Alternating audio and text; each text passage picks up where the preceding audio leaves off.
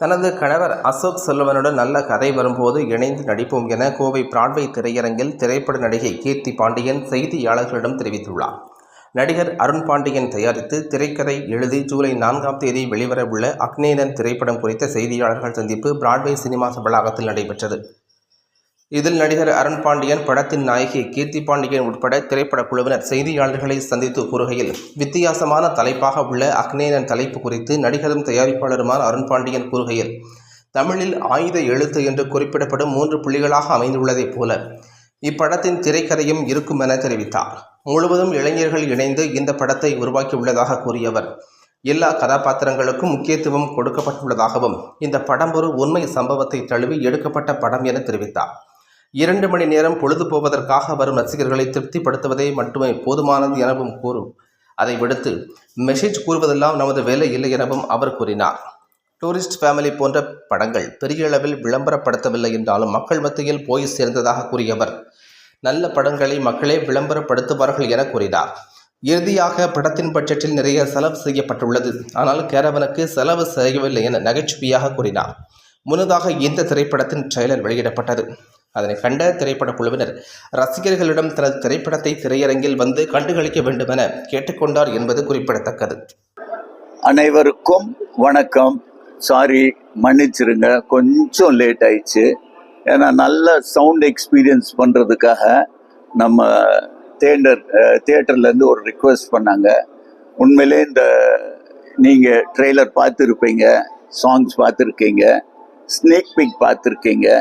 இது எல்லாமே இந்த team, youngster team, that is first time ஒரு படம் எடுக்கிற director, editor, cameraman, music director எல்லாரும் இந்த யங்ஸ்டரை கண்டிப்பாக உங்கள் ஆதரவு தேவைன்னு நான் கேட்டுக்கொள்கிறேன்.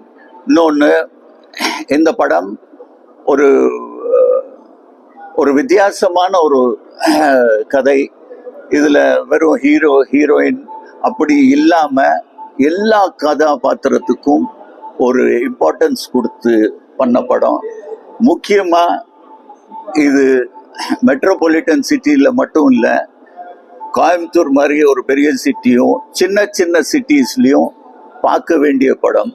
ஏன்னா இன்னைக்கு ஐடி அட்வான்ஸ் டெக்னாலஜி நிறைய போயிட்டு இருக்கு. அதனால் என்னென்ன ஒரு சின்ன பிரச்சனைகள் வரும், அது எல்லாமே இதில் ஒரு சின்ன ஒரு கதைக்காக ஒரு 2 இன்ஸ்டன்ட் எடுத்திருக்கோம். அந்த இன்ஸ்டன்ட் பேசிஸ் பண்ணி தான் இந்த படம் பண்ணப்பட்டிருக்கு. இந்த படம் நிச்சயமாக நீங்கள் கொடுத்த காசுக்கு கண்டிப்பாக வீண் போகாது. இது ஒரு பெரிய சரித்திரம் படைக்கும்னு நான் சொல்ல விரும்பல.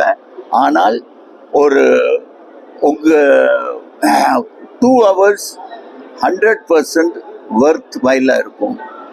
இந்த படம் டைரக்டர் உதய்குமார், இவர் தான் முதன்முறையாக யார்கிட்டையும் வேலை பண்ணலை. நல்ல கதை எனக்கு சொன்னார்.